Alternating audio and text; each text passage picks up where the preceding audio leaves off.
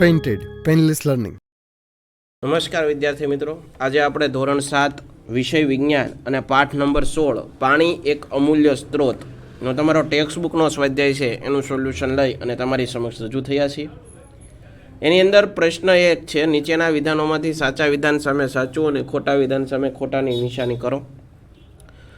વિશ્વની નદીઓ અને તળાવમાં રહેલા પાણી કરતાં ભૂજળ ખૂબ જ વધુ પ્રમાણમાં છે, તો આ વિધાન સાચું. માત્ર ગામડાના લોકો જ પાણીની અછતની સમસ્યાનો સામનો કરી રહ્યા છે, આ વિધાન ખોટું. ખેતરમાં સિંચાઈ માટે નદીઓ જ એકમાત્ર સ્ત્રોત છે, આ ખોટું. વરસાદ એ પાણીનો મુખ્ય સ્ત્રોત છે, આ વિધાન સાચું છે.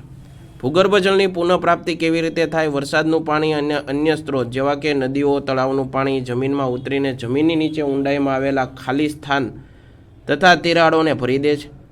ભૂમિમાં પાણી નીચેની તરફ પ્રસરણ પામવાની ક્રિયાને અનુસ્રવણ કહેવાય.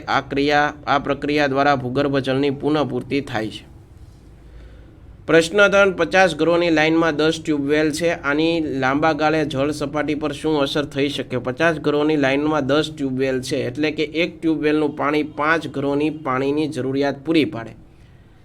આની જળ સપાટી પર ખાસ અસર ન થાય, પરંતુ પાણીની અછતના દિવસોમાં જળ સપાટી નીચે ઉતરે.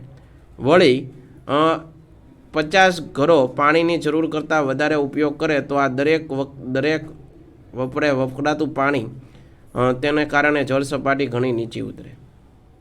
જો તમને બગીચામાં રખેવાળી માટે રાખ્યા હોય તો તમે પાણીનો ઓછામાં ઓછો ઉપયોગ કેવી રીતે કરશો? બગીચાના છોડ અને વૃક્ષોને પાણી પાવા માટે ટપક સિંચાઈ, ફુવારા સિંચાઈ પદ્ધતિનો ઉપયોગ કરશું.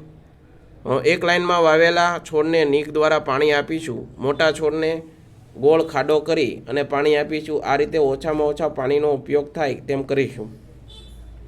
પાણીના વહન માટેની પાઇપલાઇનથી પાણી નકામું વહી ન જાય તેની કાળજી રાખશું. મિત્રો, હજી સુધી જો તમે પેન્ટેડ એપ્લિકેશન ડાઉનલોડ નથી કરી તો આજે જ ગૂગલ પ્લે સ્ટોર પર જઈ પેન્ટેડ એપ્લિકેશન ડાઉનલોડ કરી લો, જેની અંદર ધોરણ 6 થી 12ના તમામ વિષયોના વિડીયો લેક્ચર્સ, તેના સ્વાધ્યાયના સોલ્યુશન, સ્વાધ્યાય પોથીના સોલ્યુશન, એકમ કસોટીના સોલ્યુશન, આ ઉપરાંત તમને ટેસ્ટ મટીરિયલ પણ પ્રોવાઈડ થશે. ઉપરાંત દરેક વિષયની તમને PDF પ્રોવાઈડ કરવામાં આવશે. ભાવનગરની અંદર જે વિદ્યાર્થીઓ વસવાટ કરતા હોય તેના માટે ધોરણ 8 થી 12ના તમામ વિષયોનું કોચિંગ પૂરું પાડતી કોચિંગ ઇન્સ્ટિટ્યૂટ આલ્ફા એકેડમીના નામે કાર્યરત છે. તમે એમાં પણ જોડાઈ શકો, એનો પણ સંપર્ક કરી શકો. યુટ્યુબની અંદર અમારા વિડીયો જોવા હોય તો તમારે યુટ્યુબની અંદર અમારી ચેનલ છે પેન્ટેડ કરીને, એને તમે સબસ્ક્રાઈબ ન કરી હોય તો સબસ્ક્રાઈબ કરી લો, જેથી કરીને અમારા તમામ વિડીયોની તમને નોટિફિકેશન મળતી રહે, તમારા સમક્ષ પહેલાં આવે. 5મું, કયા કારણોસર ભૂગર્ભ જળની સપાટી નીચી થતી જાય છે અને સમજાવો. ભૂગર્ભ જળની સપાટી નીચી થતી જવાના કારણો નીચે મુજબ છે. જનસંખ્યામાં એક તો વધારો, વસ્તી વધારો થતાં લોકોને પાણીની જરૂરિયાતો વધી ગઈ. પરિણામે બોરવેલ ખોદવા પડે છે અને તેમાંથી પાણી ખેંચવું પડે, જે ભૂગર્ભ જળની સપાટી છે એ નીચું જવાનું કારણ છે. વધતા જતા ઉદ્યોગોમાં પુષ્કળ પ્રમાણમાં પાણી વપરાય. આ પાણી મોટાભાગે બોરિંગ કરી ભૂગર્ભ જળ દ્વારા મેળવાય. ઉદ્યોગો વધતા છૂટી અને પડતર જમીન ઘટે છે. પરિણામે જમીનમાં પૂરતું પાણી શોષાતું નથી. પરિણામે ભૂગર્ભ જળની પુનઃપૂર્તિ થઈ શકતી નથી. આથી ભૂગર્ભ જળનું સપાટી નીચી જાય છે. આ ઉપરાંત કૃષિ પ્રવૃત્તિઓ, કૃષિ માટે પાણીની જરૂર પડે. ઓછો વરસાદ અને અનિયમિત વરસાદને લીધે પાકને કૂવા કે બોરવેલ દ્વારા પાણી આપવું પડે. બધે નહેરોની વ્યવસ્થા નથી, આથી બોરવેલ કે કૂવામાં પાણી ખેંચવું પડે છે. જેટલું પાણી ઉપયોગમાં લેવાય તેટલા પાણીની પુનઃપૂર્તિ થઈ શકતી નથી. આથી ભૂગર્ભ જળ સપાટી નીચે જાય. ઓછો વરસાદ પડવાને લીધે જમીનમાં પાણીનું અંતઃસ્ત્રવણ ઓછું થાય છે. જો ભૂગર્ભ જળ વધુ વપરાય અને તેટલા પ્રમાણમાં ભૂગર્ભ જળની પુનઃપૂર્તિ ન થાય તો ભૂગર્ભ જળની સપાટી નીચી જાય. આ ઉપરાંત જંગલોનો નાશ થાય છે અને ઉદ્યોગો તથા શહેરો સ્થપાતા જાય છે. પરિણામે જમીનમાં પાણીના અંતઃસ્ત્રવણ માટે અસરકારક વિસ્તારમાં ઘટાડો થાય છે. શહેર અને ઉદ્યોગોના પાકા રસ્તા વડે જમીનમાં પાણીનું શોષણ થઈ શકતું નથી. આથી ભૂગર્ભ જળની સપાટી નીચે જાય છે. પ્રશ્ન 6, ખાલી જગ્યા પૂરો. લોકો કૂવા, બોરવેલ દ્વારા ભૂજળ પ્રાપ્ત કરે છે. ઘન પ્રવાહી વાયુ સ્વરૂપે પાણી જોવા મળે. જમીનમાં જળ ધારણ કરતું સ્તર ભૂમિય જળસ્તર કહેવાય.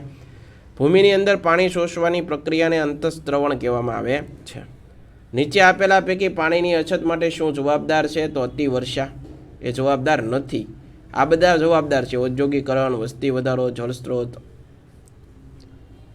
પ્રશ્ન 8 સાચો વિકલ્પ પસંદ કરવાનો. વિશ્વમાં જળ છે અચળ રહે છે. ભૂમિય જળ અને ભૂમિય જળસ્તર દર્શાવતું ચિત્ર દોરેલું છે, જે તમને અહીંયા દર્શાવેલું છે. એના નામ નિર્દેશ કરવાનું.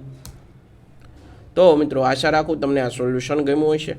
ફરીવાર આવા નવા સોલ્યુશન સાથે મળશું. અને હજી સુધી જો તમે અમારી ચેનલને સબસ્ક્રાઈબ નથી કરી તો સબસ્ક્રાઈબ કરી લેજો, જેથી તમને આ તમામ વિડીયો મળી રહે. ફરીવાર તમારી સમક્ષ રજૂ થઉં છું. ત્યાં સુધી અમને રજા આપો. જય હિન્દ, જય ભારત, ધન્યવાદ. Painted Painless Learning.